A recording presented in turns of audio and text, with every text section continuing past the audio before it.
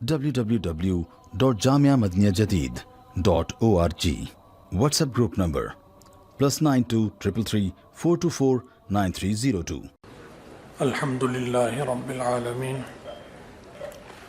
والصلاة والسلام علی خیر خلقہ سیدنا و مولانا محمد وآلہ واصحابہ اجمعین، اما بعد۔ بھائی، آپ اور ہم جس دور سے گزر رہے ہیں، یہ دور ایسا ہے کہ اندھیرا ہے ہر طرف، نہ گڑھے کا پتہ چلتا ہے، نہ ہموار جگہ کا پتہ چلتا ہے۔ ہموار اور غیر ہموار ساری جگہیں ایک جیسی محسوس ہوتی ہیں، بلکہ آپ اپنے ہاتھ کو بھی دیکھ نہیں سکتے، محسوس کر سکتے ہیں یوں ٹٹول کر اندھیرے میں کہ یہاں میرا یہ ہاتھ، میرا ہاتھ یہ ہے، یا جو بھی اللہ نے قدرتی احساس رکھا ہے اس کے ذریعے ایک احساس ہوگا۔ لیکن ایک جو روشنی میں ہاتھ کا احساس ہوتا ہے وہ اندھیرے کے احساس سے مختلف ہوتا ہے۔ تو وہ روشنی والے احساسات اب ختم ہوتے چلے جا رہے ہیں، اندھیرے والے احساسات وہ حرکت میں آتے ہیں تو کچھ کام بنتا ہے انسان کا۔ تو یہ جو دور چل رہا ہے، اس دور میں ایسے لوگوں کی ضرورت دن بدن بڑھتی چلی جا رہی ہے کہ جن کی فکر جو ہے وہ قرآن اور حدیث سے جڑی ہوئی ہو، فکر، سوچ، دل اور دماغ، اس کی رسی اصل میں قرآن سے جڑی ہو، نہ باپ سے نہ ماں سے، بس جتنی اللہ نے کہا اتنی تو جڑے گی، ماں سے بھی، باپ سے بھی، بڑوں سے بھی، چھوٹوں سے بھی، اس سے زائد نہیں۔ لیکن قرآن اور حدیث سے تو ہم دور میں، ہر دور میں یہ ضروری تھا، لیکن اب تو بہت کمزور ہو گیا رشتہ ہمارا دین سے، بہت کمزور، دن بدن کمزور۔ اور دجالیات نے اس میں بہت رکاوٹیں ڈال دیں، اس میں شکوک و شبہات ڈال دیے، ابہام، بہت سے ابہام چھوڑ دیے کہ اچھے اچھے لوگ الجھ جاتے ہیں۔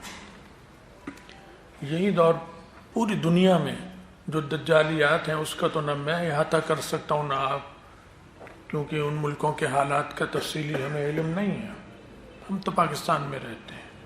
آپ اور ہم یہاں کے حالات جو دیکھتے ہیں تو ہر طرف آپ کو دجالیات ہی نظر آئیں گے، اور اس میں اچھے اچھے لوگ الجھ گئے۔ آپ نے خود دیکھا، الجھ گئے اور الجھے ہوئے ہیں، اس گتھی میں الجھے ہوئے ہیں، ٹھوکر پر ٹھوکر کھا رہے ہیں، لیکن سمجھ رہے ہیں میں قربانی دے رہا ہوں۔ شیطان نے ایسا مغالطہ دیا ان کو کہ وہ کہتے ہیں کہ میں قربانیاں دے رہا ہوں، میں ایثار کر رہا ہوں، ان قربانیوں پر مجھے اجر مل رہا ہے۔ اجر خاک ملے گا۔ جو دجالی فتنے میں مبتلا ہو گیا، الجھ گیا، اور وہ اس کو جب یہ سمجھے گا کہ میں صحیح ہوں اور دجالی فتنے میں الجھا ہوا ہوں، اور یہ جو پریشانی آ رہی ہیں یہ قربانیاں اور ایثار ہیں جس کا اجر اللہ تعالیٰ دے گا، تو یہ تو ایسے ہی ہے جیسے کہ جو ان کا دجالیات کے بڑے بڑے لیڈر یہ سوچنے لگ جائیں کہ اس کا اجر مجھے اللہ دے گا۔ تو بہرحال عجیب و غریب حالات چل رہے ہیں۔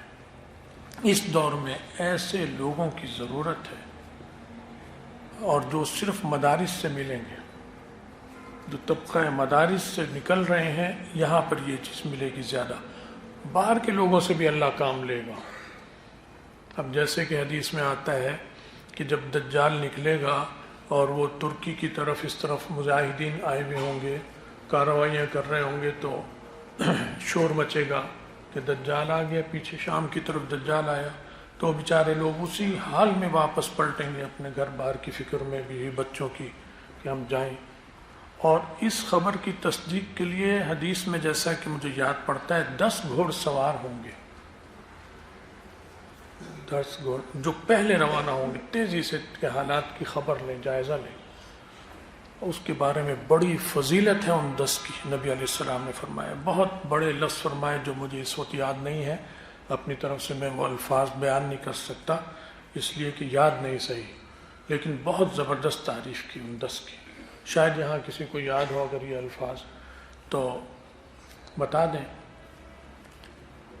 اب وہ 10 آدمی ضروری نہیں کہ مدرسے کے فارغ التحصیل ہوں گے، وہ اللہ نے چن رکھے ہیں،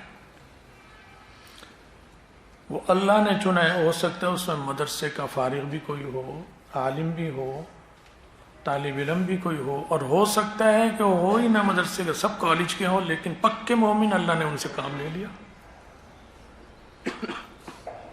اللہ نے کام لے لیا۔ اصحاب کہف مالداروں کی اولاد تھی، بیوروکریٹس کی۔ جو وہ بادشاہ تھا وہاں کا، تو اس زمانے میں وہاں عیسائی بادشاہ تھا، اور جو بڑے بڑے خاندان تھے انہی خاندانوں کے وہ بچے تھے، اور وہ جبراً اس نے اپنے دین کی طرف اس نے پھیرا، کیونکہ وہ عیسائی مذہب تھا، اور عیسائی مذہب صحیح مذہب تھا۔ اس وقت تک عیسیٰ علیہ السلام کا دین تھا، نبی علیہ السلام کا تو دور آیا نہیں تھا، تو جو عیسائی تھے سچے، وہی سچے مسلمان تھے۔ وہ مرتد ہو گیا تھا، بد دین ہو گیا تھا، خدا کا انکار کر دیا تھا اس نے، تو وہ پھر سب کو مجبور کر رہا تھا کہ خدا کا انکار کرو۔ بہت سو نے کر دیا، سارے وزراء، ان کے خاندان، رائل فیملیاں، بیوروکریٹ، سفراء، وزراء، سب، وہ بچے نہیں ہٹے، وہ ڈٹ گئے۔ ان سے بات بھی ہوئی، اس نے ان کا انکار کیا۔ وہ بادشاہ ایسا ظالم تھا، سب کو اسی وقت کر دیتا، قتل کر دیتا تھا، لیکن قتل نہیں کر سکا اس لیے کہ وہ بڑے اہم سیاسی خاندان کے بچے تھے۔ لیکن یہ نہیں آ رہا کہیں تفصیل کہ وہ مدرسے کے بھی تھے، بس دیندار تھے، اللہ سے ان کا دل جڑا ہوا تھا۔ جو تعلیمات اس وقت تک نبی کی تھیں، عیسیٰ علیہ السلام کی، ان سے وہ جڑے ہوئے تھے۔ وَرَبَطْنَا عَلَىٰ قُلُوبِهِمْ إِذْ قَامُوا، اس کی برکت یہ ہوئی کہ ہم نے ان کے دل کو مضبوط کر دیا۔ جب وہ کھڑے ہوئے پارلیمنٹ میں بادشاہ کے سامنے بات چیت کرنے کے لیے، تو اس وقت ہم نے ان کے دل کو مضبوط کر دیا۔ فَقَالُوا، مختصر بات کی انہوں نے، رَبُّنَا رَبُّ السَّمَاوَاتِ وَالْأَرْضِ لَن نَّدْعُوَ مِن دُونِهِ إِلَٰهًا لَقَدْ قُلْنَا إِذًا شَطَطًا۔ یہ ان کی قرآن نے ان کی تقریر نقل کی ہے، یہ تقریر کی انہوں نے مختصر۔ تو کیا تھے، کس سے جڑے ہوئے تھے وہ؟ قرآن سے، اللہ کی کتاب سے، تورات سے۔ وہ بھی تو تورات اللہ کا کلام ہے، اس وقت وہی دین تھا، وہ منسوخ نہیں ہوئی تھی، باقی تھی، وہ اس سے جڑے ہوئے تھے۔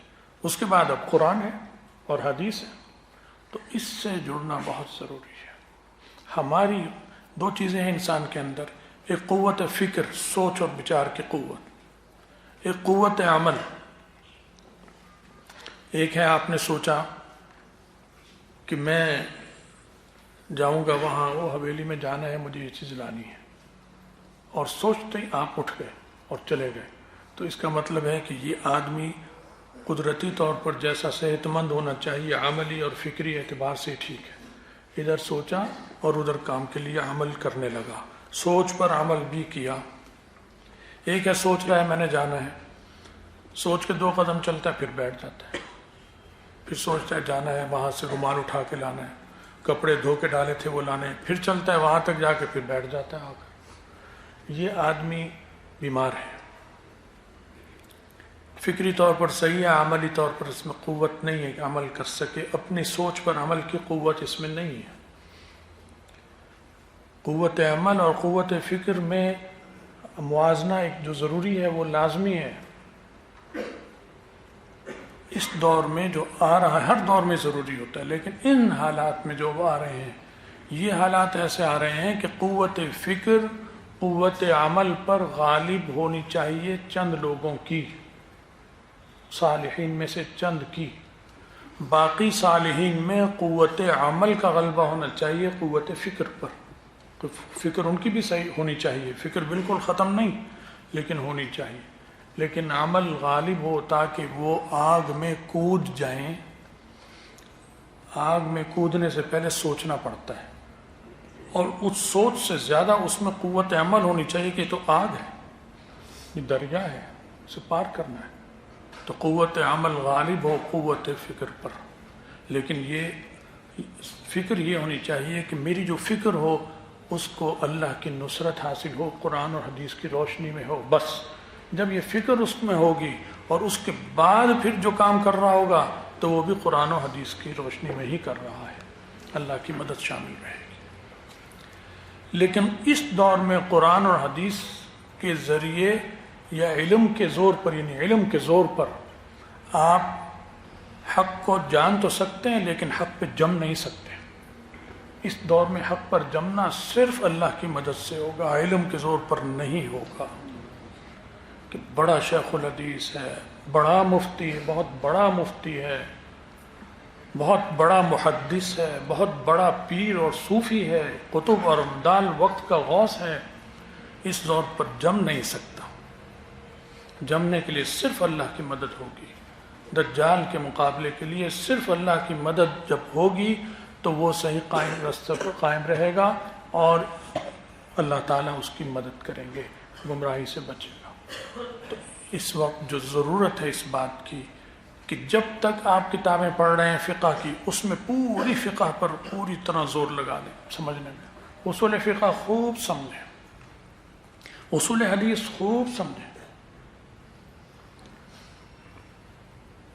منطق فلسفے کا سبق ہے خوب سمجھو، نحو صرف ہے خوب سمجھو، باریکیاں اچھی طرح ذہن نشین کر لو. اب یہ محنت تو آپ نے 7-8 سال کر لی، آخری سال جو دورے کا آ رہا ہے تو وہ جو آپ نے پڑھی ہے حدیث، وہ آپ اس کو دیکھیں، اس پر عمل کریں کہ اس میں نے چننا ہے، یہ ترتیب ہے، یہ ہے. لیکن اس کے ساتھ ضرورت ہے، آپ تو طالب علم ہیں، اساتذہ کو ضرورت ہے کہ ان احادیث کی نشاندہی کریں طلباء کو جن میں ان کی قوت فکر پر قوت عمل غالب ہو جائے، ان میں عملی قوت بیدار ہو، پڑھنے کے بعد وہ عملی میدان میں آنے والے ہیں، فکر ان کو دبا نہ لے کہ وہ سوچ ہی رہا ہے، جاتا ہے 4 قدم پھر بیٹھ جاتا ہے، 10 قدم پھر رک جاتا ہے، پھر 6 قدم پھر رک جاتا ہے. جب سوچ لیا، فیصلہ کر لیا اور اللہ سے جڑا ہوا ہے قرآن اور حدیث سے، تو پھر آگے عمل کے لیے وہ آنکھ بھی بند کر لے، کان بھی بند کر لے اور کود جائے حق کے لیے. یہ ضرورت ہے اس وقت. تو میں تو یہی کوشش کرتا ہوں الحمدللہ، اللہ تعالیٰ اگر اس میں کوئی غلطی ہے تو اصلاح فرمائے میری. بخاری شریف کا سبق ہوتا ہے، اس میں جو ضروری چیزیں ہیں، اختلاف فقہا کا اور دلائل ہیں، ان کی طرف نشاندہی کر دیتا ہوں. زیادہ تقریر نہیں کر سکتا، تقریر کریں تو بخاری ہوگی نہیں، وہ تو پھر بیچ میں رہ جائے گا. نشاندہی کر دیتا ہوں طلباء کو کہ یہ حاشیے دیکھ لو. اب اگر وہ کہیں جی ہم دیکھ نہیں سکتے حاشیے، تو پھر اسے دورہ کرنے کا فائدہ ہے کیا؟ پچھلی کتابیں کس لیے پڑھی؟ اگر اب حاشیہ حل نہیں کر سکتا اور وہ بھی ہم نہیں پڑھانا ہے تو پھر پچھلے 8 سال پڑھنے کا فائدہ کیا اس کا؟ وہ تو ہم نشاندہی کر سکتے ہیں، پڑھا نہیں سکتے سارا تو صرف متن بھی نہیں پڑھا سکتے اگر اس کا ترجمہ کوئی کہہ کراؤ، چوتھائی بخاری بھی نہیں ہوگی. لیکن اس میں عملی چیزیں جو ہیں، میری کوشش تو یہی ہوتی ہے کہ ان کی نشاندہی کی جائے تاکہ ان طلباء میں فکر کی بلندی کے ساتھ ساتھ عملی طور پر مضبوطی آئے اور یہ عملی بندے بنیں. اب ضرورت، اب دور لڑائی کا، اب دور جہاد کا، لڑائی کا نہیں جہاد کا آ رہا ہے. اب لڑائی جہاد کا دور آ رہا ہے. وہ تب آئے گا کہ جب آپ کی فکر بھی مضبوط صحیح ہو، سیاسی سوچ آپ کی صحیح ہو، قرآن اور حدیث کی روشنی میں ہو. وہ جو سیاسی سوچ آپ کی قرآن اور حدیث کی روشنی میں ہوگی، اس کے بعد جب اس پر قوت عمل غالب اور مضبوط ہوگی تو الحمدللہ ساری تاریکیاں چھٹ جائیں گی اور اللہ تعالیٰ آپ کو اندھیروں سے روشنی میں نکال کے خیریت سے لے جائیں گے. لیکن یہ قرآن اور حدیث سے جڑنے سے ہوگا. میں نے آپ کو آج ایک صرف مضمون سنانا ہے، یہ اس سنانے کی تمہید ہے میری باتیں. یہ حضرت والی صاحب رحمۃ اللہ علیہ کا ایک کتاب ہے، مقالات حامدیہ، مجموعہ مقالات حامدیہ قرآنیات کے نام سے.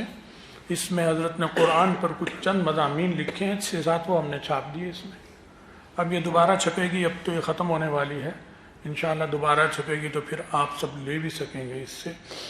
تو اس میں ایک مضمون ہے جس کا جو حضرت نے قرآن کے فضائل پر بیان کیا، وہ میں آپ کو سنانا چاہتا ہوں. آگے رمضان کا مہینہ بھی آ رہا ہے، رمضان قرآن بہت جوڑ ہے اس کے ساتھ. تو اس سے آپ کو قرآن پاک کے فضائل، جب قرآن کے فضائل آ گئے تو حدیث کے بھی آ گئے، کیونکہ قرآن اور حدیث ایک چیز ہے. قرآن جو ہے اجمال، حدیث اس کی تشریح اور تفسیر ہے. سمجھ گئے بات؟ تو اس لیے قرآن جو ہے وہ اللہ تعالیٰ کا کلام ہے اور حدیث جو ہے وہ اللہ تعالیٰ کی مراد ہے. سمجھ گئے؟ وہ اللہ کی مراد ہے، نبی علیہ السلام نے اس کی تفسیر کی ہے، تو وہ الفاظ قرآنی ہیں، وہ مراد قرآنی ہے، تو دونوں ہمارے لیے، دونوں پر ہمارا ایمان ہے۔ تو اب آپ اس کو سن لیں، اس میں 10 منٹ لگیں گے، 10 مشکل سے، تو یہ سنیں، یہی آج کا ہمارا بیان ہے، اور ہماری یہ آپ کے ساتھ آخری نشست بھی ہے۔ اللہ کو منظور ہوا تو انشاءاللہ آئندہ بھی ملیں گے۔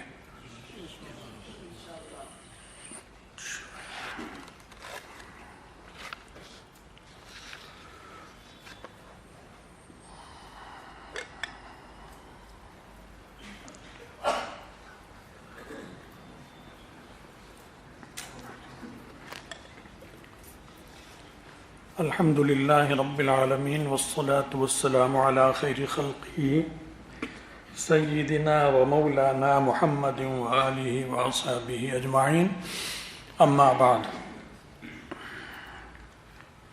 یہ کھڑکیاں کھلی ہیں، کھڑکی کھول دو بھائی، وہ پیچھے جو کھڑکی بند ہے اسے کھول دو، ادھر کی بھی کھڑکی اگر کوئی یہ بند ہے اسے کھول دو۔ قرآن پاک کلام الہی ہے جو اللہ تعالیٰ نے جناب رسول اللہ صلی اللہ علیہ وسلم پر نازل فرمایا۔ قرآن مجید کے الفاظ کو تعظیماً لفظ نہیں بولتے بلکہ نظم کہتے ہیں، کیونکہ لفظ کے لغوی معنی ہے پھینکنا، اور چونکہ انسان آواز کے ذریعے کلمات کو ایسے خارج کرتا ہے جیسے پھینک رہا ہو، اس لیے کلمات کو الفاظ کہا جانے لگا۔ نظم کے لغوی معنی ہے پرونا، جیسے موتی پروئے جاتے ہیں، اور موتی وغیرہ قابل عزت اور قیمتی چیزیں ہیں، اس لیے مفسرین کرام نے قرآن پاک کی عبارت کو نظم کہنا پسند کیا ہے، اور شعراء بھی اپنے چند اشعار کے مجموعے کو نظم کہتے ہیں۔ غرض قرآن پاک کی نظم اور معنی دونوں ہی کلام اللہ ہیں، دونوں کے مجموعے کا نام قرآن ہے۔ اس کی عظمت جاننے کے لیے اللہ تعالیٰ کی صفات مبارکہ کا جاننا ضروری ہے۔ میں کوشش کرتا ہوں کہ سہل زبان میں یہ مضمون پیش کروں، واللہ المستعان۔ اس میں قرآن پاک کے مخلوق ہونے کا بھی آئے گا کہ قرآن مخلوق ہے یا غیر مخلوق ہے۔ کیا ہے بھائی؟ قرآن پاک مخلوق ہے؟ غیر مخلوق؟ یہ اس وقت فتنہ اٹھا تھا امام احمد بن حنبل رحمۃ اللہ علیہ کے دور میں، تو اس کے بارے میں حضرت نے بہت دقیق بحث ہے، لیکن اسے بہت سہل انداز میں بیان فرمایا ہے۔ آپ جانتے ہیں کہ اللہ تعالیٰ کے 99 اسماء حسنی ہیں، یہ سب اللہ تعالیٰ کی صفات کے نام ہیں۔ جیسے ایک آدمی میں جب کوئی نمایاں صفت نظر آتی ہے تو اسے اس کا نام دے دیا جاتا ہے۔ مثلا کہتے ہیں ڈاکٹر صاحب، حافظ صاحب، اور کسی آدمی میں یہ دونوں وصف جمع ہو جائیں تو اسے اس کا نام ڈاکٹر حافظ ملا کر لیا جانے لگے، نام کے ساتھ اس کے یہ دونوں نمایاں اوصاف ذکر کیے جانے لگیں۔ اسی طرح اللہ تعالیٰ تو ذات پاک کا نام ہے اور باقی اس کے اوصاف ہیں، اور حق تعالیٰ کی ہر صفت اپنے موقع و محل کے اعتبار سے اپنی جگہ دوسری صفت سے الگ ہے، چاہے یہ شبہ ہوتا ہو کہ یہ بظاہر ایک ہی ہیں۔ مثلا رحمان، رحیم، رؤوف، ودود اللہ پاک کے اسماء صفات ہیں جن کے قریب قریب ایک جیسے معنی نظر آتے ہیں، لیکن در حقیقت ہر صفت دوسرے سے جدا ہے۔ جیسے تربوز کا میٹھا ہونا خربوزے سے، آم سے، انگور سے، کھجور سے اور شہد وغیرہ سے مختلف ہے، بلکہ ان کی تاثیرات تک میں فرق ہے کہ جس میں انسانی پر جدا جدا اثر مرتب ہوتا ہے۔ حتیٰ کہ شہد کو ڈاکٹر ذیابیطس میں اکثر حالات میں مضر نہیں کہتے، حالانکہ وہ تیز میٹھا ہوتا ہے۔ ذیابیطس کسے کہتے ہیں بھائی؟ شوگر۔ ہاں، شوگر کو سمجھ گئے؟ یہ شوگر انگریزی لفظ ہے، انگریزی لفظ ہے۔ کون سا لفظ ہے؟ انگریزی۔ ساتھ کہو منحوس انگریزی لفظ ہے۔ منحوس انگریزی لفظ ہے۔ اللہ اس کی نحوست سے ہماری قوم کو اور مسلمانوں کو بچائے، اور اسے کہیں گے ذیابیطس، سمجھ گئے نا؟ انگریزی میں کہتے ہیں اسے ڈائبٹیز، ڈائبٹیز انگریزی میں۔ یہ ذیابیطس سے انہوں نے انگریزی ڈائبٹیز بنایا ہے۔ کبھی تم اتنے حاوی تھے کہ وہ تمہارے پیچھے چلتے تھے، تم بولتے تھے ذیابیطس، انہوں نے اسی کو ڈائبٹیز بنایا، اب ہم ان کے پیچھے چلتے ہیں۔ اب ہم کیا کہتے ہیں؟ Kitchen, chicken, socks. بیٹے ساکس پہن لو، بیٹے شوز کہاں ہیں؟ ٹھیک ہے بیٹے، چکن کھاؤ گے، کچن، ڈور، بیل، انا للہ و انا الیہ، یہ تباہی ہے، تباہی۔ اور ایک بات ابھی ذہن میں آئی، ابھی کہہ دوں بھائی، جو طلبہ انگریزی میں دستخط کرتے ہیں وہ ہاتھ اٹھائیں، ایسے اونچا کر کے، ڈرو نہیں، ایسے کر کے اٹھاؤ۔ اور سب جنہوں نے ہاتھ اٹھایا ہے وہ پڑھیں انا للہ و انا یہ حادثہ ہے بھائی، یہ حادثہ ہو رہا ہے، یہ المیہ ہے جس میں ہم ڈوبتے چلے جا رہے ہیں۔ آج سے عہد کرو میرے سے، دوبارہ ہاتھ اٹھاؤ جو انگریزی میں دستخط کرتے ہیں، کہ ہم عربی یا اردو میں دستخط کریں گے۔ عربی میں، عربی اردو ایک ہی چیز ہے، وہ مطلب ایک ہی ہے دونوں کا، اپنی زبان میں کریں۔ کوئی ایک امریکی مجھے بتاؤ جو اردو میں دستخط کرتا ہو یا عربی میں کرتا ہو، بتا سکتے ہیں؟ کوئی ایک چائنیز ایسا بتاؤ جو انگریزی میں دستخط کرتا ہو، کوئی ایک فرانسیسی بتاؤ جو انگریزی میں دستخط کرتا ہو، کوئی جاپانی، کوئی نہیں کرتا۔ تو یہ منحوس گندگی، غلاظت ہمیں اپنے اندر لینی ہے۔ توبہ کرو اللہ سے، آج سے سچی توبہ کرو اور مشق کرو۔ کل کو تم عالم ہوگے، تم تقریر کر رہے ہوگے اور تمہیں کوئی ایسی بات کر دی اور اس بات کے مقابلے میں اسی مجلس میں کسی نے آپ کے شناختی کارڈ یا وہ دکھایا کہ حضرت آپ نے تو انگریزی میں دستخط فرما رکھی ہے اور یہ آپ کے نکاح نامے پہ بھی آپ کے دستخط انگریزی میں ہے، کیا رہ جائے گا؟ بتاؤ، ہم کمزور ہوئے نہیں ہوئے؟ انگریزی میں نہیں، انگریزی سیکھنی ہے کیونکہ منحوس زبان مسلط ہے، سیکھ لو ضرورت کے مطابق۔ میں نے بھی سیکھی ہوئی ہے، میں بھی کچھ کام چلا لیتا ہوں، فارم پر کرنا ہو، دیکھنا ہو، کر لیتا ہوں۔ پہلے بہت آتی تھی، اب تو بھول گیا نا، واسطہ نہیں، اس لیے میں تھوڑی بہت سیکھو تاکہ کام چلا سکو۔ لیکن انگریزی کے غلام نہیں بننا، اس کو لونڈی بنانا ہے اپنی، تمہیں اس کے لیے غلام نہیں بننا۔ انگریزی زبان اسے اپنی لونڈی بناؤ گے، تم اس کے غلام نہیں بنو گے، تم آقا۔ میں نے اسے لونڈی بنایا الحمدللہ، اپنے والد صاحب رحمۃ اللہ علیہ کی صحبت کی برکت سے انگریزی کو میں نے لونڈی بنا رکھا ہے۔ میری بہنوں نے نہیں بنا رکھا، میرے اور رشتہ داروں نے نہیں بنا رکھا۔ یہ بھی المیہ اور حادثہ ہے، میں اس پہ بھی روتا ہوں، دل کھڑتا ہے میرا۔ لیکن حضرت والد صاحب انگریزی بول بھی سکتے تھے، لکھ بھی سکتے تھے، پڑھ بھی سکتے تھے، بہت انگریزی تھی۔ دیوبند کے فاضل اس وقت کے، اور وطن بھی ہمارا دیوبند، لیکن انگریزی سیکھی تھی منحوس زبان سمجھتے ہوئے۔ زبانیں منحوس نہیں ہوتی، لیکن اس نے کام اس کے ذریعے ایسے لیے جا رہے ہیں جو اسلام اور مسلمانوں کو ضرب لگا رہے ہیں، اس لیے اس میں نحوست آ گئی۔ ورنہ اختلاف السنتکم والوانکم ان فی ذلک لآیہ، زبانیں ساری اللہ کی نشانیاں ہیں، انگریزی بھی اسی میں ہی ہے، فرانسیسی بھی اسی میں ہی ہے۔ لیکن چونکہ جب یہ استعمال ہو رہی ہے، تلوار اچھی چیز ہے یا نہیں؟ لیکن یہ جب یہ تلوار ابو جہل کے ہاتھ میں ہوگی تو یہ اچھی ہے، بری ہے۔ تو یہ ایک تلوار ہے زبان اس وقت جو ہمارے خلاف استعمال ہو رہی ہے، لہذا اس کو لونڈی بنانا ہے، اس کے لونڈا یا اس کا غلام ہمیں نہیں بننا۔ بات سمجھ میں آئی؟ یہ بات یاد رکھو۔ تو اس کا میں ایک دفعہ غیر ملکی سفر کر رہا تھا، تو مجھے انہوں نے فارم دیا پر کرنے کا، انگریزی میں ہوتا ہے، میں نے اسے پر کر لیا کچھ۔ ایک خانہ مجھے اس کا سمجھ میں نہیں آیا، میں نے کہا یہ پتہ نہیں کیا ہوگا، ایئرپورٹ پہ پریشانی نہ کریں اتر کر، خیر میں نے رکھ لیا۔ میرے آگے سیٹ پر ایک صاحب بیٹھے تھے، سوٹڈ بوٹڈ خوب کیسے، انہوں نے فارم پر کر کے جیب میں بھی ڈال رکھا تھا۔ میں نے کہا بس یہ مشکل کشا بیٹھا ہے آگے، یہ مسئلہ حل کر دے گا۔ انگریزی ہے سب۔ میں نے اس سے آگے بڑھ کے پوچھا، میں نے کہا اس خانے کا کیا مطلب ہے ذرا بتا دیں۔ کہنے لگا یہ تو مجھے بھی سمجھ نہیں آیا، ایسے جیب میں بھر لی۔ انگریزی پڑھنے والوں سے مروب مت ہو، انہیں انگریزی نہیں آتی، کیونکہ یہ غلام ہیں، غلام نیچے ہی رہتا ہے ہمیشہ، چاہے یہ ایف اے کر لیں، بی اے کر لیں، ماسٹر کر لیں، انگریزی نہیں آتی، نہ ہندوستان میں نہ پاکستان میں۔ یہ سب جھوٹ موٹ کا ایک طلسم ہے جس میں ہمارے دماغ جکڑے ہوئے ہیں۔ انگریزی کہاں، مادری زبان تو مادری والوں کو ہی آئے گی، دوسروں کو نہیں آ سکتی۔ تو یہ چاکری کی سوچ لی انہوں نے کہ ہم نے انگریزی کی چاکری کرنی۔ نہ عمران خان کو صحیح انگریزی آ سکتی ہے، نہ نواز شریف کو، نہ فوج کے جرنیلوں کو۔ وہ مادری زبان انگریزی بول سکتا ہے صحیح، باقی نہیں بول سکتا۔ سمجھ گئے بات؟ تو اس کے پیچھے مت پڑو، ضرورت کے مطابق بس سیکھو، کام چل سکے۔ دیکھو یہ جامعہ مدنیہ کا فارم ہے ہمارے، بعض طلبہ پرانے بھی ہیں یہاں یا نہیں ہیں؟ ہاتھ اٹھائیں۔ ایک بات آئی ہے تو میں چاہتا ہوں تمہارے ذہن نشین ہو جائے، تھوڑے ہیں، باقی تو اور مدرسوں میں آپ نے پڑھا ہے، فارم عربی میں بھی ہیں داخلے کے اور اردو میں بھی ہیں۔ جب آپ ان فارموں کو پر کرتے ہیں اردو کے تو بعض خانوں کا آپ کو پوچھنا پڑتا ہے، نہیں پوچھنا پڑتا کہ جی اس کا کیا مطلب ہے، یہاں کیا لکھو، حالانکہ آپ کی اردو مادری زبان ہے، پھر بھی پوچھنا پڑ رہا ہے۔ تو اگر انگریزی فارم میں پوچھنا پڑے تو پھر کیا قیامت آ گئی؟ ہم تو اردو کا پوچھتے ہیں۔ جتنے انگریزی دفاتر ہیں امریکہ میں، برطانیہ میں، وہاں جب وہ انگریز کوئی فارم کسی دفتر سے لیتے ہیں تو وہ اسے پر نہیں کر سکتے، ایسے جیسے ہم اردو کا فارم نہیں پر کر سکتے۔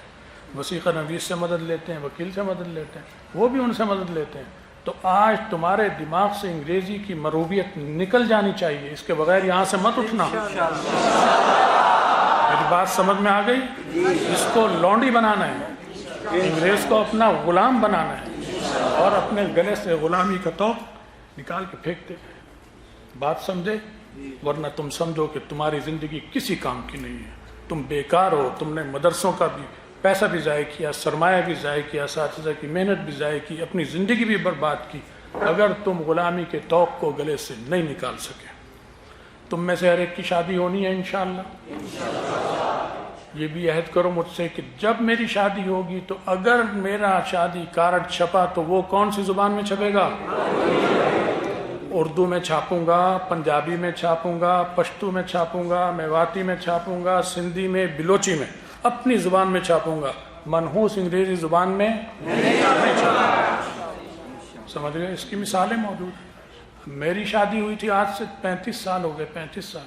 حضرت رحمۃ اللہ علیہ نے اپنے دست مبارک سے دعوت نامہ لکھا تھا، بس وہی سب کو بھیجا، اسی کا عکس بھیجا تھا، فوٹو کاپی کرائی تھی، وہ چل رہا ہے، آج تک رکھا ہے میرے پاس، نشانی دیکھ لینا، دکھا دوں گا تمہیں۔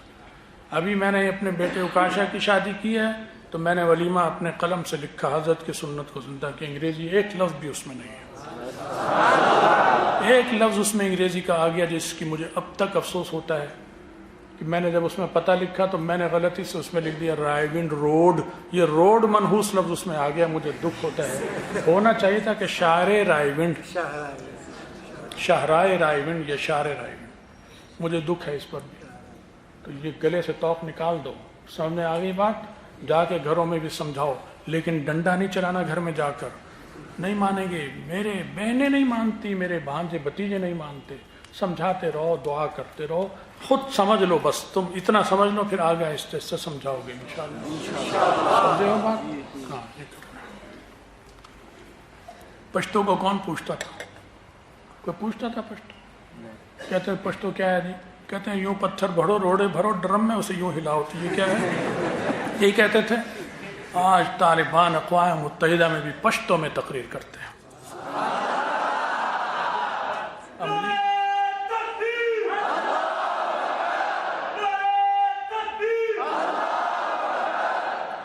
امریکہ، نیٹو، ان کے غنڈے بدماش بڑے بڑے ماہر بیٹھے ہوتے ہیں، اجلاس ہو رہا ہوتا ہے، طالبان پشتو میں بات کرتے ہیں۔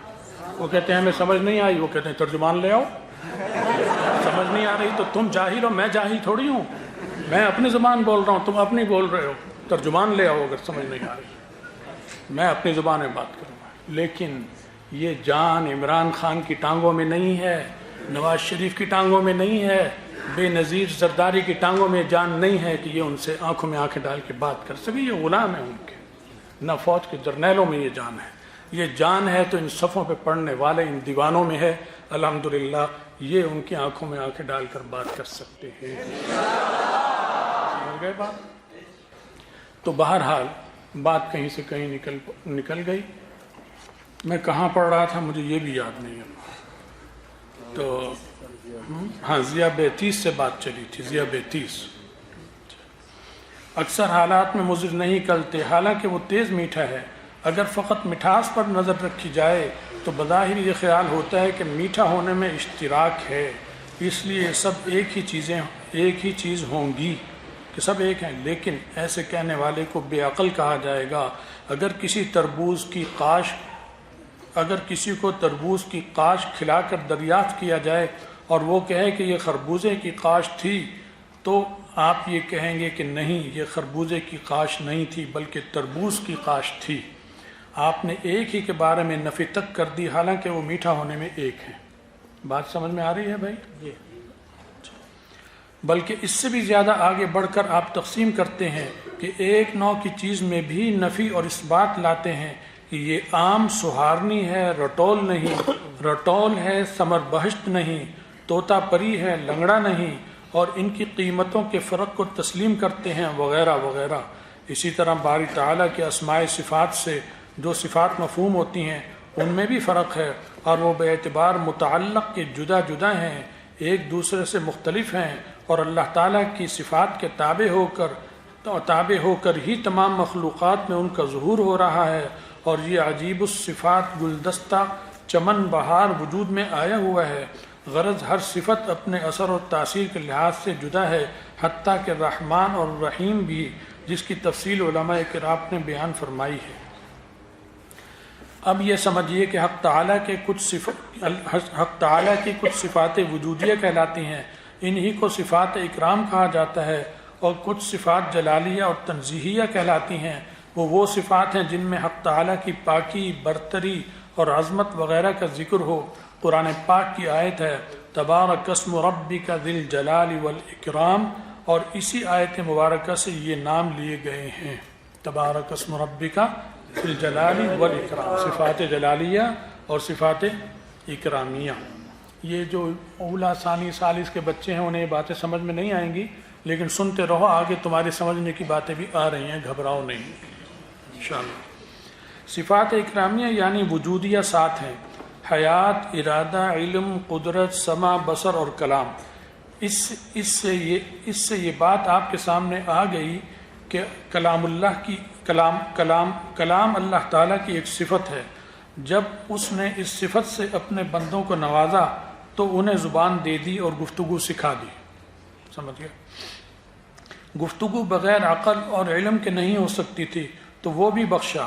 اور گفتگو 2 قسم کی بخشی، ایک وہ کہ جو اپنے دل ہی دل میں انسان کرتا ہے، اور دوسری وہ جو زبان سے الفاظ کے پیرائے میں ادا کرتا ہے. جو گفتگو دل ہی دل میں کرتا ہے وہ کلام نفسی کے مشابہ ہے، اور بغیر آواز کے ہی اس کا مفید وجود ذہن میں سچ مچ ہوتا ہے. اس میں بات ہوتی ہے، کلام ہوتا ہے، حتیٰ کہ بعض دفعہ دل ہی دل میں آواز تک کا انسان فرق کرتا ہے کہ یہ بات میں زور سے کہوں گا، یہ آہستہ، اور یہ کان میں. لیکن دل کے اندر اس ساری گفتگو میں کہیں زبان نہیں استعمال ہوتی. گفتگو ہوتی ہے اور بلا زبان ہوتی ہے، آواز ہوتی ہے اور بلا آواز ہوتی ہے. چاہے آپ اسے دل ہی دل میں باتیں کرنا کہہ دیں، چاہے خیال کہہ دیں، چاہے تفکر اور سوچنا کہہ دیں، چاہے منصوبہ کہہ دیں، مگر اس کا وجود ایسا ہے کہ ہر شخص جانتا ہے، اور اس سارے عمل میں نہ زبان ہوتی ہے نہ آواز. سمجھ میں آ رہی ہے بات بھائی؟ جی. اسی طرح حق تعالیٰ کا کلام ہے، وہ زبان اور آواز سے بے نیاز ہے، وہ قادر مطلق ہے، وہ اپنے ارادہ و قدرت سے کلام فرشتے پر ظاہر فرماتا اور وہ نبی کریم علیہ السلام تک لے آتا.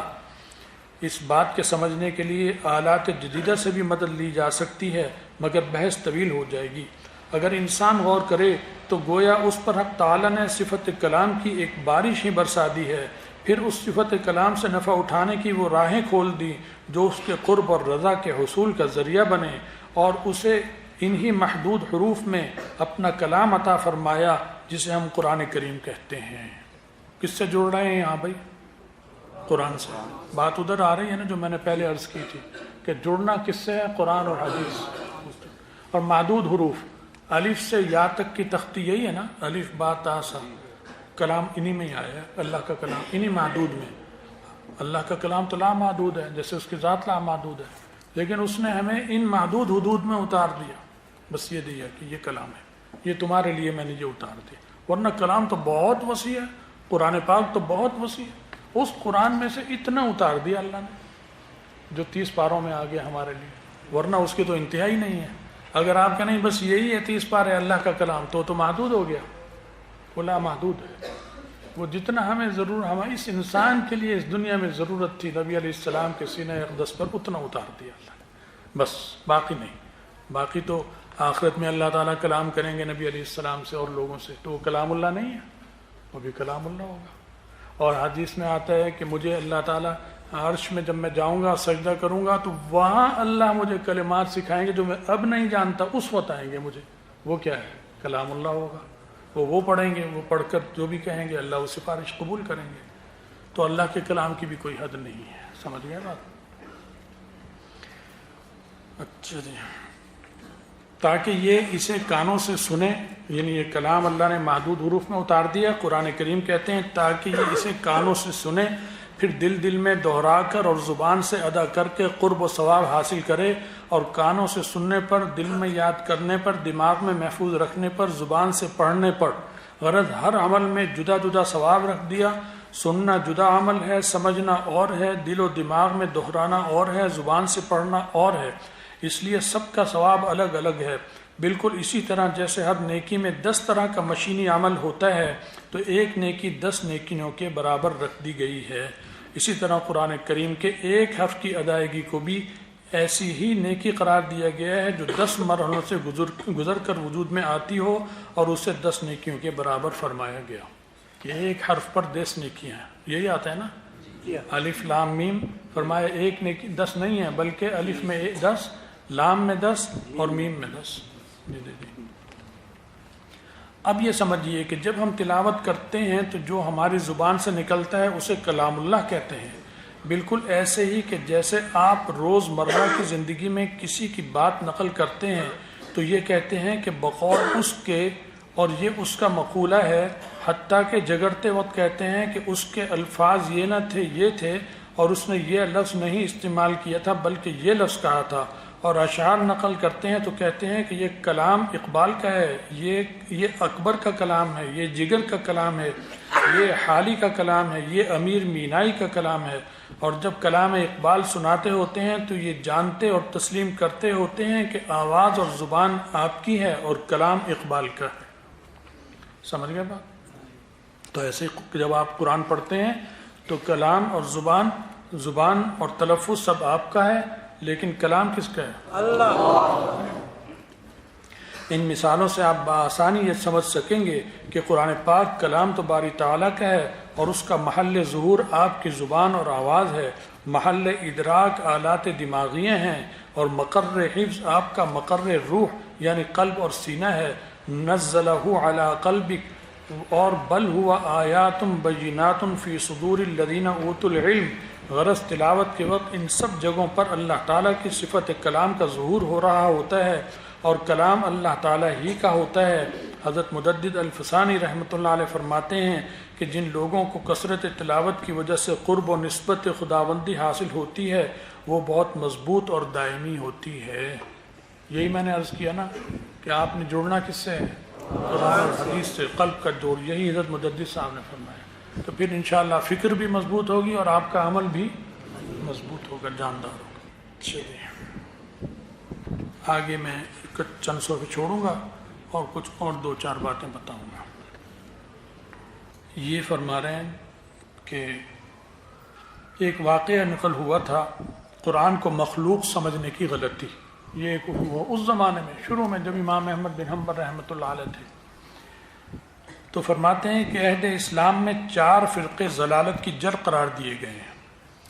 مسلمانوں میں 4 فرقے ہیں جو مسلمانوں کے اندر ہیں، باہر نہیں ہیں، یہودی عیسائی نہیں، اندر ہیں، وہ جڑ ہیں گمراہی کی، اور باقی فرقے انہی سے پیدا ہوتے ہیں، اور وہ یہ ہیں: قدریہ، رافضہ، خوارج، جہمیہ۔ روافظ تو شیعہ ہی ہو گئے نا، اور خوارج ہو گئے، اور قدریہ اور جہمیہ، یہ جڑ ہیں گمراہی کی اصل۔ اور معتزلہ نے مسائل صفات میں جہمیہ ہی سے اخذ کیا ہے۔ واقعہ یہ ہوا تھا کہ مامون الرشید کے دور میں بشر مریسی جو فرقہ معتزلہ کا بڑا شیخ تھا، ماں اپنے ہم خیالوں کے اس کا مقرب بن گیا۔ کس کا مقرب بن گیا؟ مامون الرشید جو اس وقت خلیفہ تھا، تو وہ سیاست تو ساری اس کے ہاتھ میں تھی، جو خلیفہ ہے وہ صدر ہے، وزیر اعظم ہے، سب کچھ وہی ہے، تو اس کے ہاتھ میں سیاسی قوت اس کے پاس، تو اس کا مقرب بن گیا کون؟ یہ فرقہ معتزلہ کا جو سربراہ تھا، یہ عالم تو بہت بڑا تھا، تو اس کا مقرب بنا اور اسے اپنے رنگ میں رنگ لیا، تو اب سیاسی قوت اس کے رنگ میں رنگ گئی، پورے ملک میں حالات خراب ہو گئے. سمجھ گئے بات؟ تو یہ سیاسی قوت اتنی مضبوط چیز ہے کہ یہ تمہارے اپنے ہاتھ میں ہونی چاہیے تاکہ اس پہ کوئی زنگ اور میل نہ آ سکے. لیکن اب تو سارا اوپر سے نیچے تک زنگ اور میل ہے، گندے لوگوں کے پاس ہے. اللہ ان سے اسے چھڑائے اور تم جیسے دیوانوں کے ہاتھ میں اللہ تعالیٰ یہ عطا فرمائے. اچھا جی، ماں اپنے ہم خیالوں کے اس کا مقرب بن گیا. مامون کو علم کا شوق تھا مگر علمی پختگی حاصل نہ تھی. اس کے دور میں 208 ہجری سے یہ فتنہ اٹھا اور 231 تک چلتا رہا. 8 سے 31 تک کتنے سال ہو گئے بھائی؟ 31 میں سے 8 نکال دو، 23 سال یہ فتنہ رہا. کس کا؟ خلق قرآن کا. مامون کے بعد معتصم، پھر اس کا بیٹا واسق، سب اسی باطل خیال کے تھے، حتیٰ کہ متوکل علی اللہ کا زمانہ آیا اور اس کی اصلاح ہوئی. ان لوگوں نے اس فتنے کو سرکاری سطح پر لا کر بہت بڑھانا چاہا، مگر امام احمد بن حنبل وغیرہم اور علماء حق نے سختی سے تردید کی. آپ 2 سال 4 ماہ قید رہے اور قتل ہوتے ہوتے بچے. کون؟ امام احمد بن حنبل. ٹھیک ہے. مامون الرشید کی موت کے بعد معتصم نے انہیں جیل سے لا کر دربار میں پیش کیا تو امام احمد رحمۃ اللہ علیہ نے قرآن پاک اور احادیث سے استدلال کیا اور ان لوگوں نے منطق اور فلسفے کی روح سے بحث کی. خدا نے عقل کا استعمال قرآن و حدیث سمجھنے کے لیے درست قرار دیا ہے، نہ کہ قرآن و حدیث کے مقابلے کے لیے. یہ آب زر سے لکھنے والا جملہ ہے، دوبارہ پڑھ رہا ہوں، سن لو. خدا نے عقل کا استعمال قرآن و حدیث سمجھنے کے لیے درست قرار دیا ہے، نہ کہ قرآن و حدیث کے مقابلے کے لیے. کہ عقل کو قرآن و حدیث کا مقابلہ اس عقل سے شروع کرے، اس لیے نہیں ہے، بلکہ اس کا سمجھنے کے لیے کہ اسے سمجھے اور اس پر عمل کرے. امام احمد رحمۃ اللہ علیہ گفتگو میں عمدہ ترین جوابات دیتے رہے اور ان سے مطالبہ فرماتے رہے کہ کوئی دلیل قرآن و حدیث کی لاؤ، حتیٰ کہ تنگ آ کر معتصم کے قاضی القضات یعنی چیف جسٹس، آج کے دور میں چیف جسٹس نام سے بھی کچھ نام تمہارے ذہن میں آتے ہوں گے، یہ سب شیاطین ہیں. سمجھ گئے؟ اس وقت بھی تھے یہ شیاطین، اس وقت بھی تھے. اس وقت کا چیف جسٹس معتصم کے قاضی قضات چیف جسٹس احمد بن ابی داؤد نے کہا کہ تم بھی بس یہی کہتے ہو کہ قرآن و حدیث لاؤ. امام احمد رحمۃ اللہ علیہ نے فرمایا کہ اسلام بھی تو یہی حکم دیتا ہے، میں نے کیا نئی بات کہہ دی؟ یہ بات 25 رمضان 221 کی ہے. ان شریر لوگوں نے خلیفہ کو ورغلایا اور اس نے آپ کے کوڑے لگائے اور آپ کو گھر بھیج دیا. کس کے کوڑے لگے؟ امام احمد بن حنبل رحمۃ اللہ علیہ، ان کے کوڑے لگے. کوڑے ایسے لگائے گئے کہ جن سے آپ کے جسم کے لوتھڑے جو بے جان ہو گئے تھے کاٹنے پڑے. کوڑوں کی کم از کم تعداد 30 ذکر کی گئی ہے. شفا یاب ہونے کے بعد بھی آپ نے گھر سے باہر مسجد میں جمعہ یا جماعت کے لیے جانا بند کر دیا، حتیٰ کہ متوکل کا زمانہ آیا اور یہ فتنہ فروغ ہوا اور اس نے اہل حق کی پوری طرح مدد کی. امام احمد رحمۃ اللہ علیہ کا غائب درجہ اکرام کیا اور آپ کی وفات تک ہر خاص و عام کی یہی حالت رہی. ایسے مواقع پر حق تعالیٰ کی طرف سے روحانی تائید ہوا کرتی ہے. امام بیہقی رحمۃ اللہ علیہ نے یہ واقعہ دیا ہے کہ امام شافعی رحمۃ اللہ علیہ نے اپنے معتمد ربی کو ایک خط دے کر مصر سے بغداد امام احمد رحمۃ اللہ علیہ کے پاس بھیجا. امام شافعی کہاں پر تھے؟ مصر میں، اور بغداد یہاں عراق میں ہے. یہ امام احمد بن حنبل رحمۃ اللہ علیہ یہاں تھے اور بغداد ہی دارالخلافہ تھا، تو یہاں تھے. اور مصر کا اور بغداد کا فاصلہ تقریباً 2000 کلومیٹر سے زیادہ ہے، تو اس زمانے میں سفر بھی بہت مشکل ہوتا تھا. صبح کی نماز کے بعد وہ ان سے ملے اور خط پیش کیا. امام احمد رحمۃ اللہ علیہ نے ان سے دریافت کیا کہ آپ نے اس خط کو پڑھا؟ ربی نے جواب دیا کہ نہیں. پھر انہوں نے خود پڑھا تو ان کی آنکھوں میں آنسو آ گئے. ربی نے دریافت کیا کہ اے ابو عبداللہ، یعنی امام احمد رحمۃ اللہ علیہ سے پوچھا اس میں کیا لکھا ہے؟ انہوں نے جواب دیا کہ یہ تحریر فرمایا ہے کہ انہوں نے، یعنی امام شافعی رحمۃ اللہ علیہ نے، جناب رسول اللہ صلی اللہ علیہ وسلم کو خواب میں دیکھا. آپ صلی اللہ علیہ وسلم نے ارشاد فرمایا کہ اے ابی عبداللہ احمد بن حنبل کو، اے ابی عبداللہ احمد بن نہیں کہ ابی عبداللہ احمد بن حنبل کو لکھو، یعنی امام شافعی سے کہا خواب میں کہ امام احمد بن حنبل کو لکھو، اس میں میری طرف سے سلام پہنچا دو اور ان سے یہ کہہ دو کہ ان قریب تمہاری آزمائش ہوگی اور خلق قرآن کا قائل کرنے کی کوشش ہوگی، ان لوگوں کی بات نہ ماننا، اللہ تعالیٰ قیامت تک کے لیے تمہارا نشان بلند رکھے گا۔ نعرہ تکبیر، لا الہ الا اللہ کہنا ہے، نعرہ توحید، محمد رسول اللہ، نعرہ رسالت، جزاک اللہ۔ ربی کہتے ہیں میں نے امام احمد رحمۃ اللہ علیہ سے کہا کہ مجھے اس خوشخبری کی مٹھائی دیجیے، تو انہوں نے اپنی وہ قمیص جو ان کی جلد سے لگی ہوئی تھی مجھے اتار کر دے دی۔ جب میں امام شافعی رحمۃ اللہ علیہ کے پاس واپس پہنچا اور واقعہ سنایا تو انہوں نے فرمایا کہ میں تم سے قمیص تو نہیں مانگتا کہ تمہیں دکھ ہوگا، لیکن ایسا کرو کہ اسے پانی میں ڈبو کر تبرک کے لیے وہ پانی مجھے دے دو۔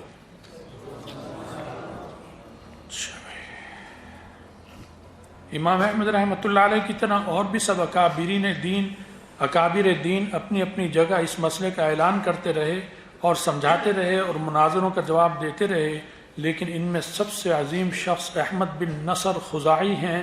ان کی شہادت کو متوکل کی اصلاح میں دخل ہے۔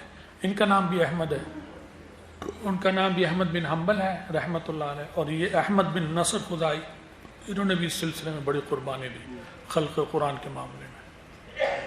یہ میں اردو کی کتاب پڑھ رہا ہوں، میں اردو مادری بولنے والا ہوں، اس میں اٹک رہا ہوں نا، جگہ جگہ اٹک رہا ہوں یا نہیں ہو رہا؟ مجھے کوئی جاہل کہے گا نہیں تو اگر کوئی انگریزی پڑھنے میں اکڑ رہا ہے تو کیوں گھبراتا ہے؟ ہر زبان میں اٹکتا ہے انسان، روانی سے نہیں پڑھ سکتا، اٹک جاتا ہے، کوئی ایسی بات نہیں ہوتی۔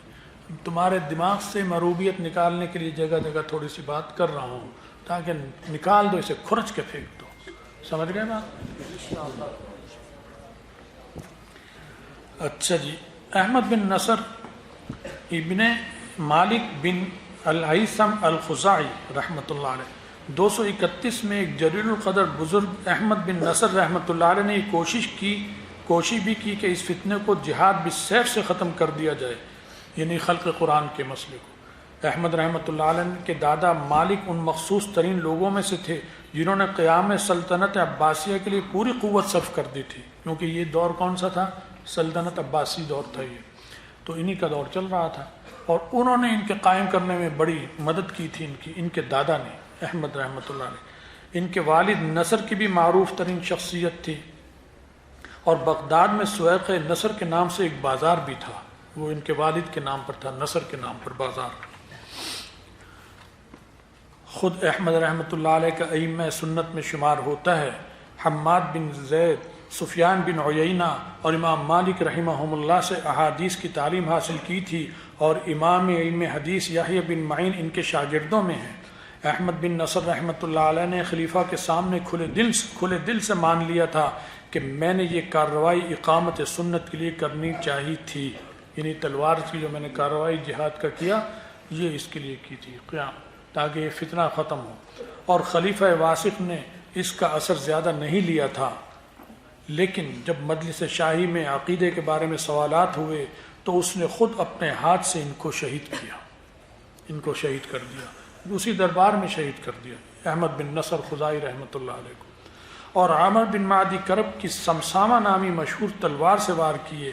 اس کے بعد ان کا سر مبارک سر عام الگ لٹکا دیا گیا اور جسم ایک تنے سے الگ باندھ دیا گیا اور پہرا بٹھا دیا گیا کہ لٹکا رہے۔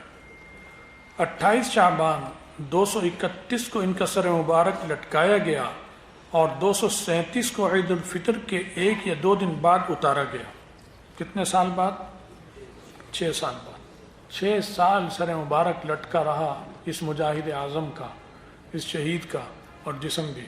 یہ ان ظالموں نے ان کے ساتھ کیا۔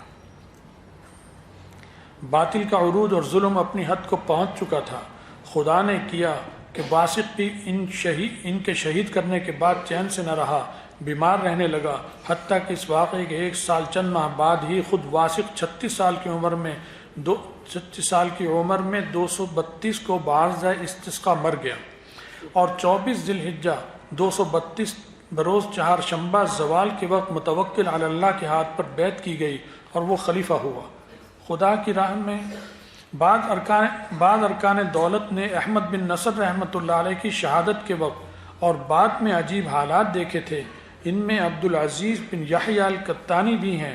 انہوں نے مناسب موقع پا کر متوکل سے احمد بن نصر رحمۃ اللہ علیہ کے بارے میں ایک واقعہ نقل کیا، یہ جو اب نیا خلیفہ آیا نا، اس سے نقل کیا کہ ان کے شہید ہونے کے بعد بھی ان کے سر کے حصے سے قرآن پاک کی تلاوت کی ایسی آواز آتی رہی جیسی زبان پڑتی ہو۔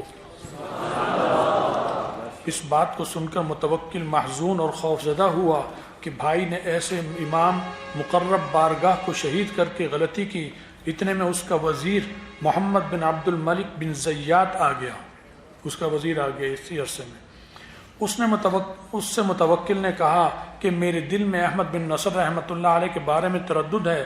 اس نے جواباً بیان کیا کہ امیر المؤمنین واسق نے، ان تمہارے بھائی جو پڑھ چکا ہے، امیر المؤمنین واسق نے احمد بن نصر کو مسلمان نہیں بلکہ کافر ہونے کی حالت میں مارا تھا۔ اگر یہ حلف غلط ہو تو اپنے بارے میں کہا کہ خدا آگ میں جلائے۔ اس وزیر نے اپنے بارے میں کہا۔ یہ وزیر آیا اور اس نے قسم کھائی۔ مولوی نہ بگڑے، مولوی بگڑتا ہے نا جب تو شیطان بھی خوش ہوتا ہے، کہتا ہے یہ مجھ سے بھی بڑا آ گیا، یہ مولوی بگڑا ہوا ہے۔ بگڑے ہوئے مولوی تھے جو وزیر بن گئے، تو اس نے کہا کہ احمد بن نصر کو جو آپ نے قتل کیا بالکل صحیح کیا، وہ کفر کی حالت میں مرا تھا، آپ نے صحیح مارا، اس کو صحیح کرنا چاہا، اسے جمایا، برائی پر جمانے کے لیے زور لگایا اس نے۔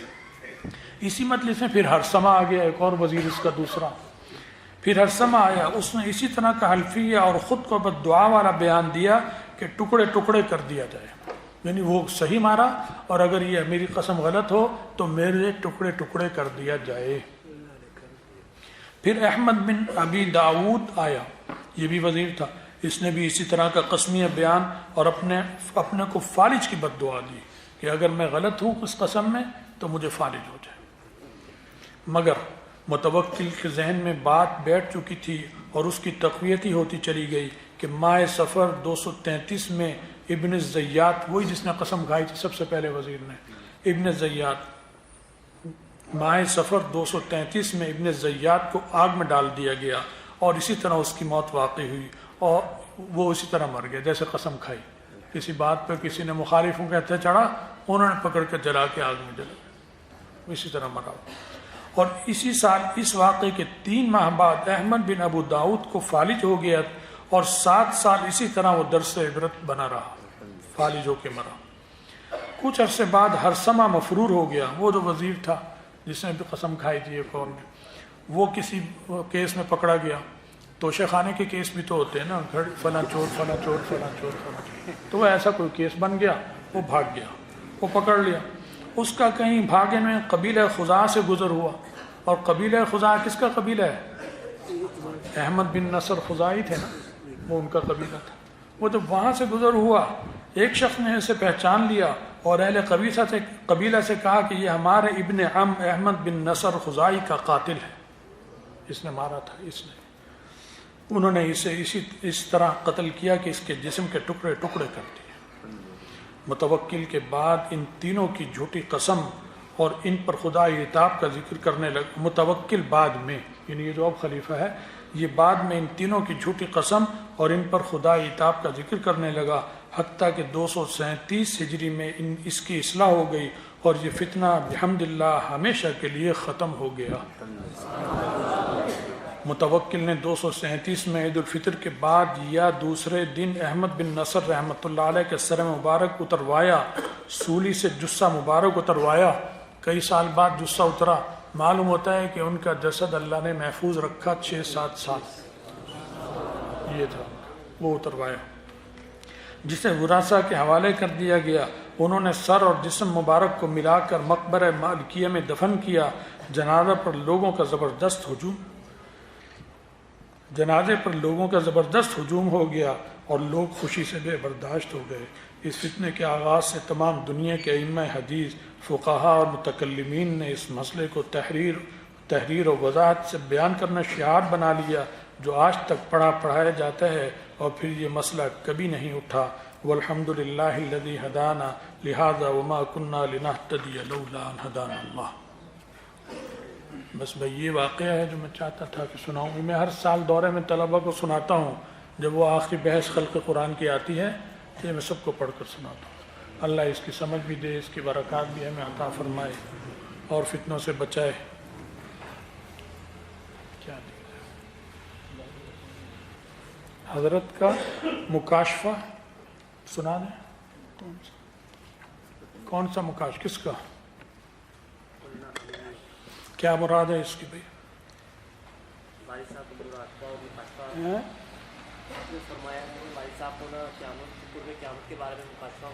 اچھا ٹھیک ہے۔ کہتے ہیں حضرت جی محترم، ہمارے تو شناختی کارڈ میں انگلش میں دستخط ہیں، اس کے ساتھ پھر کیا کرے؟ جی کیونکہ پھر تو نادرہ میں مسئلہ بنے گا، رہنمائی فرمائے۔ ایسا مسئلہ نہیں ہے، پریشان نہ ہو، تم ابھی سے اردو کے دستخط کی شروع کر دو، مشق، پختہ مشق ہو جائے گی۔ اس وقت تک تجدید کے لیے جاؤ گے تو تھوڑی سی محنت کرنی پڑے گی، سمجھ گئے؟ تھوڑی سی محنت۔ انگریزی کو نکالنے کے لیے جان بھی قربان کر سکتے نہیں کر سکتے؟ یہ تھوڑی سی محنت کیوں نہیں کر سکتے؟ کسی سے پوچھ لینا بھائی میں نے دستخط بدلنے کیا طریقہ ہے، تو جب وہ نیا بنواؤ گے وہ ہو جاتا ہے، تبدیل ہو جاتا ہے، تو ایسی بات نہیں، سمجھ گئے؟ انشاءاللہ۔ کہتے ہیں بھائی مکاشفہ یہ تھا، مختصر سی بات ہے، حضرت والی صاحب رحمۃ اللہ علیہ نے ایک مضمون خط لکھا ہے کسی کو، آج سے 40 سال پہلے لکھا تھا، اور یہی لکھا تھا کہ حالات کی بے چینی جو ہے اس سے لگ رہا ہے کہ حضرت امام مہدی کا تشریف آوری جو ہے 30-35 سال میں ہو جائے گی۔ اس حساب سے یہ اب جو 5 سال چل رہے ہیں وہ 35 سال اب پورے ہو جائیں گے۔ اب اس کو اگر آپ نے تفصیل سے دیکھنا ہے تو ہم انوار مدینہ میں بھی وہ ہم چھاپ چکے ہیں، اس کا عکس بھی حضرت کا، وہ بیان بھی، خط بھی حضرت کا، اور ہمارے جامع مدنیہ جدید کے واٹس ایپ پر بھی مل سکتا ہے، اس پہ بھی لنک ہے، ہم نے ڈالا ہوا ہے۔ ہماری ویب سائٹ ہے جامعہ کی، اس پہ مل جائے گا۔ باقی یہ کہ اس وقت خواب دیکھا تھا حضرت نے، اس کو بھی 40-50، کہ میں نے خواب دیکھا ہے جو صبح کو بتایا آج، کہ حضرت امام مہدی آج، یعنی اب آج کل امام مہدی علیہ رضوان پیدا ہو چکے ہیں۔ یہ حضرت کا ایک خواب تھا۔ وہ خط تو مکاشفہ ہے حضرت کا ایک قسم کا، اور یہ حضرت کا خواب تھا۔ اس حساب سے بھی جو امام مہدی کی اگر وہ خواب صحیح ہے، اللہ کو صحیح پتہ ہے، وہی نہیں ہے، خواب ہے حضرت کا، وہی نہیں ہے، وہ خط حضرت کا مکاشفہ ہے، وہی نہیں ہے، سمجھ گئے؟ وہی ظنی ہوتی ہے، ظنیات ہیں۔ اگر یہ وقت نے بتایا کہ صحیح ہے تو اس وقت ہم کہیں گے الحمدللہ، اللہ نے بالکل صحیح مکاشفہ کشف دیا اور اللہ نے اس بہت مبارک خواب دکھایا، سمجھ گئے؟ تو بہرحال آپ اس میں دیکھ لیں تو آپ کو تفصیل سے مل جائے گا۔ بیان کرنے میں 15-20 منٹ لگیں گے، وہ لطف بھی نہیں آئے گا جو اس کو دیکھنے میں آئے گا انشاءاللہ۔ اللہ بھائی، آج کل کے دور میں مولانا فضل الرحمان اور جمعیت علماء اسلام کی پیروی کیسی ہے؟ بھائی مولانا فضل الرحمان کی پیروی کی بات مت کیا کرو، جمعیت کی پیروی کی بات کرو، کیونکہ مولانا فضل الرحمان بھی جمعیت کی پیروی کرتے ہیں، جمعیت مولانا فضل الرحمان صاحب کی پیروی نہیں کرتی۔ مفتی محمود صاحب رحمۃ اللہ علیہ جمعیت کی پیروی کرتے تھے، جمعیت مفتی محمود صاحب رحمۃ اللہ علیہ کی پیروی نہیں کرتی تھی۔ والد صاحب رحمۃ اللہ علیہ جمعیت کے امیر تھے، مولانا فضل الرحمان جنرل سیکرٹری تھے مفتی صاحب کی وفات کے بعد۔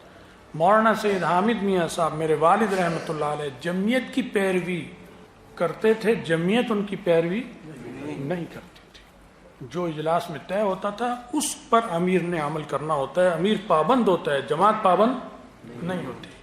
تو جمعیت کی پیروی اچھی چیز ہے، کرنی چاہیے، سمجھ گئے؟ مولانا فضل الرحمان آج زندہ ہیں، کل اللہ کو پیارے ہونا ہے، انہوں نے بھی، ہم نے بھی، پھر کس کی پیروی کرو گے؟ جمعیت۔ جماعتیں زندہ رہتی ہیں، لوگ آتے چلے جاتے ہیں، حتیٰ کہ حضرت محمد رسول اللہ صلی اللہ علیہ وسلم بھی تشریف لے گئے، لیکن پیروی قرآن اور حدیث کی کر رہے ہیں ہم یا نہیں کر رہے ہیں؟ اور نبی علیہ السلام کی پیروی شمار ہوتی ہے۔ وما محمد الا رسول قد خلت من قبلہ الرسل افا امات او قتل انقلبتم علی اعقابکم. میں اس لیے لوگوں کو کہتا ہوں کہ تم مولانا فضل الرحمان کو گالیاں زیادہ تم دلواتے ہو، پی ٹی آئی دے رہی، فلاں دے رہی، اس لیے کہ ہر چیز میں تم مولانا فضل الرحمان کا نام لیتے ہو. لو نام، وہ قائد ہے، امیر ہے، نام آنا چاہیے، لیکن بس انہی کا نام لوگے تو وہ نشانہ بنیں گے، جواب میں گالی بھی انہیں دیں گے. بھائی جماعت کا نام لو، ہم جمعیت کے پیروکار ہیں، جمعیت علماء اسلام کے پیروکار ہیں، جمعیت علماء اسلام ہماری جماعت ہے. مولانا اس کی ترجمانی کرتے ہیں. مولانا کو امیر بنایا گیا کہ اس کی پالیسی کو چلانا ہے اور نگرانی کرنی ہے اور آپ نے ترجمانی کرنی ہے.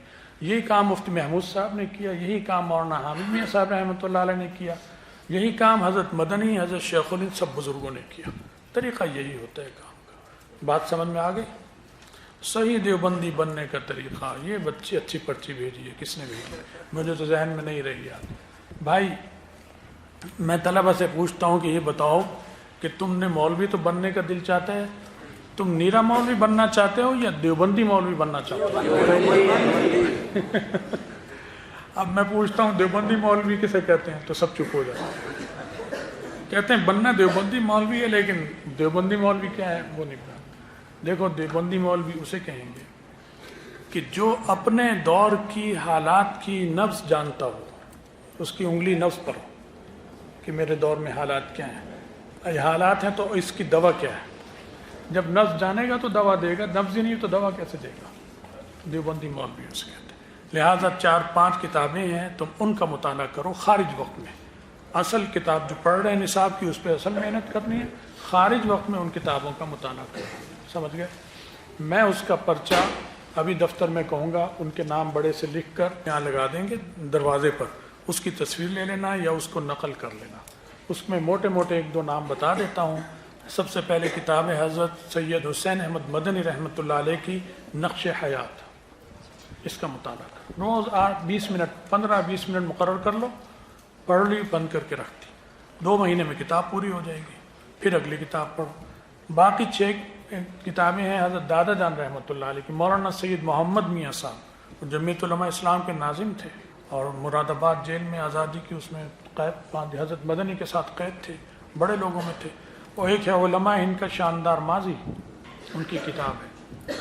اور اسی طرح اسیران مالٹا اور تحریک ریشمی رومال، یہ ان کی کتاب ہے.